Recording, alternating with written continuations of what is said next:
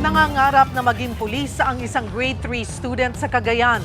Kaya lang, nahihirapan na siya sa kanyang paningin dahil sa magkaibang kulay niyang mga mata. Nasa frontline ng balitang yan, si Mobile Journal, Jazz Paredes. Pat on a clean dress. Halos sidikit na ng 9 anyos na si Ronalyn sa kanyang mga mata ang papel na binabasa. Nakadikit po, ma'am, yung pagbasa niya, ma'am. Hindi po niya mabasa kapag malayo po. Pag magbasa po siya, malapit na malapit po.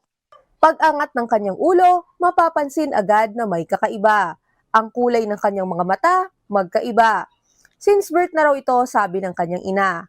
Kulay asul ang kaliwa at hindi nakakakita. Ang kanan, kulay itim pero malabo.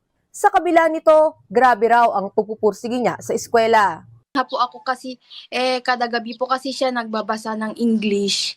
Kasi yun po kasi yung sinasabi ng teacher niya. Ngayon, grade 3 na si Ronalyn with honors at nangangarap din daw na balang araw, siya ay magiging pulis. Kwento po yung teacher niya na nakaabot daw siya ng 90 average niya ngayong third grading po. Tap ko po siya na mas niya ngayong fourth grading po. I-maintain po niya. Sa tanong kung napatignan na ba si Ronalyn sa espesyalista, sagot ng kanyang mga magulang, hindi, dahil magastos din. Bunso si Ronalyn sa 5 magkakapatid. Si tatay, magsasaka. Si nanay naman, nag-aalaga ng baboy ng kanyang kapatid.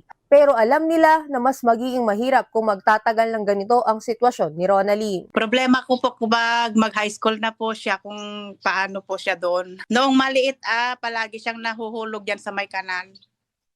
Gusto ko lang po sanang humingi ng tulong, ma'am, para sa salamin ng anak ko, ma'am. Nagbabalita mula sa Frontline Mobile Journal, Jazz Paredes. Mga kapatid, Cheryl Cosing po. Maging maalam at may pakialam sa mga napapanahong issue at headlines. Mag-follow at mag-subscribe na sa social media pages ng News 5.